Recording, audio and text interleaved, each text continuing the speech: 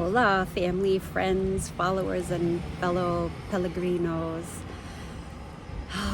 In just a few short days, I'll be starting my journey that's been calling me for a long, long time, the Camino Frances.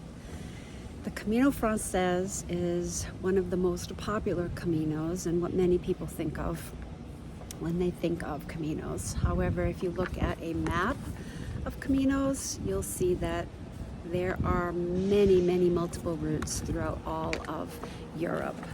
And traditionally, the Camino started from your doorstep and you walk the entire way. But on the Camino that I'll be doing, I'll be starting in Saint-Jean-Pied-de-Port, which is on the southern French side of the Pyrenees, walking over through the Pyrenees and down into Spain, into Roncesvalles. I said that correctly. But anyway, pilgrims have walked this for centuries, for spiritual growth, for healing, for adventure, simply to slow down and reconnect with life, which sounds amazing in this busy world that we live in.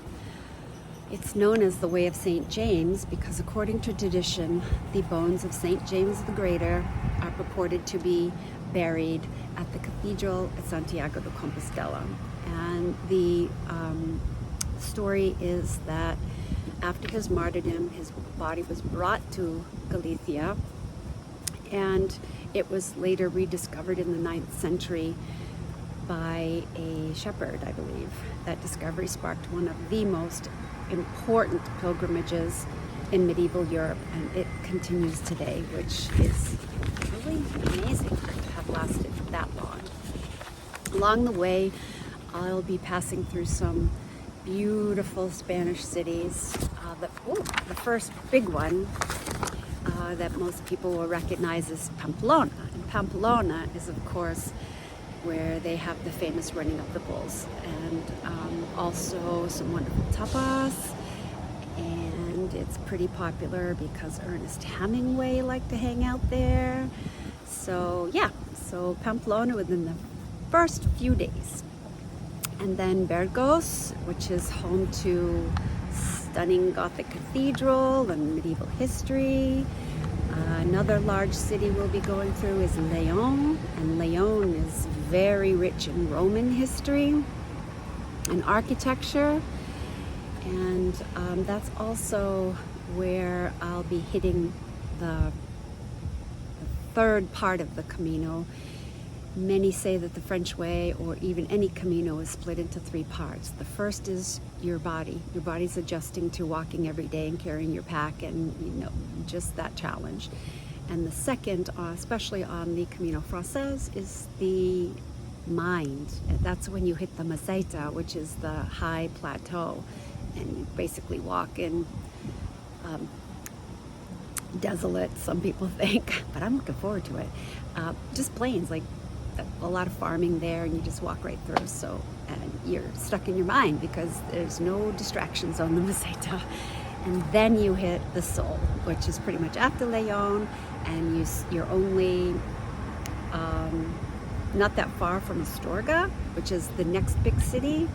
And Astorga, which again, it's rich in Roman history, and it has the Gaudi Museum and the Episcopal Palace. So anyone that's interested in art and architecture will probably enjoy Astorga. And after that, there's only probably 30 kilometers before I hit the Cruz de Ferro. And many of you might be familiar with that. I know my folks from First Parish Congregational Church will be, because I'm carrying a stone for you.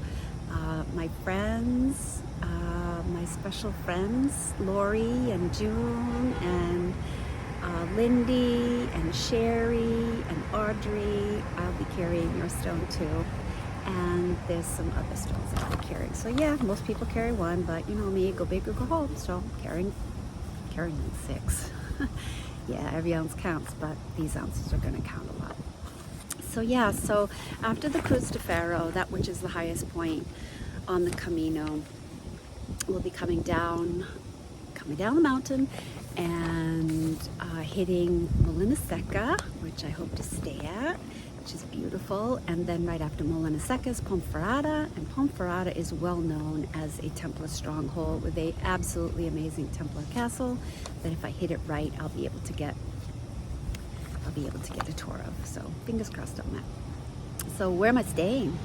So each night I'll be staying in a variety of pilgrim accommodations. That's what we're called, pilgrims.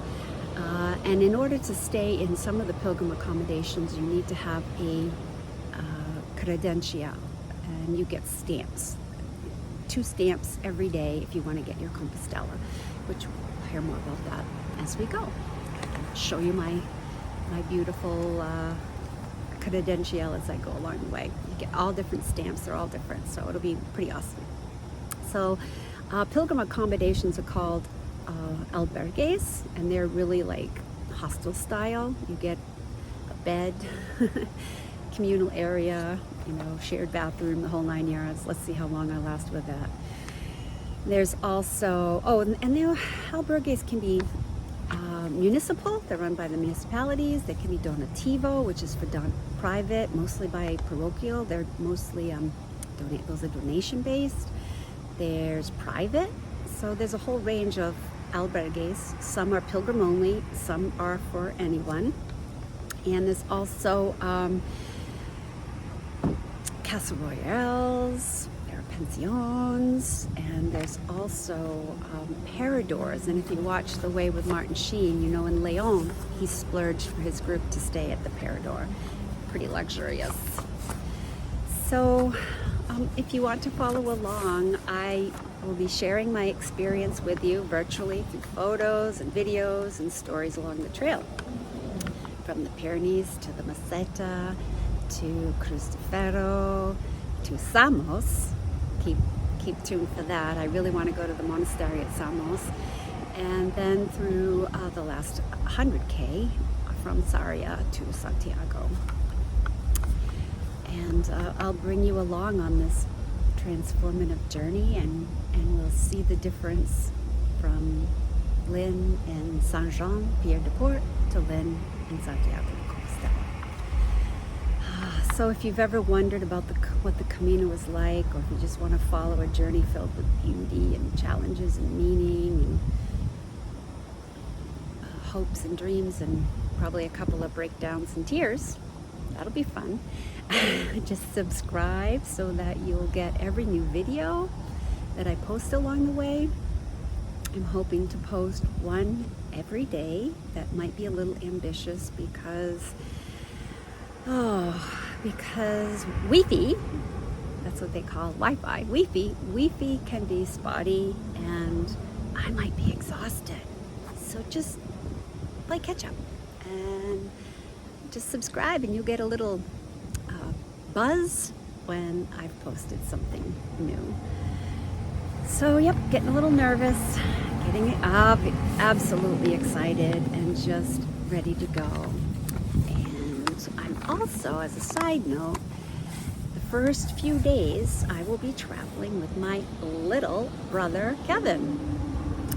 This is his 10th anniversary of the first time he went on his Camino Frances. So this is his 2nd time, and in between he has done 3 different various Portuguese Caminos. So for the first 5 nights we're hanging together, and then after that he's off to see and reconnect with his pilgrim family, and I'm hoping to make a pilgrim family of my own. So stay tuned. Buen Camino!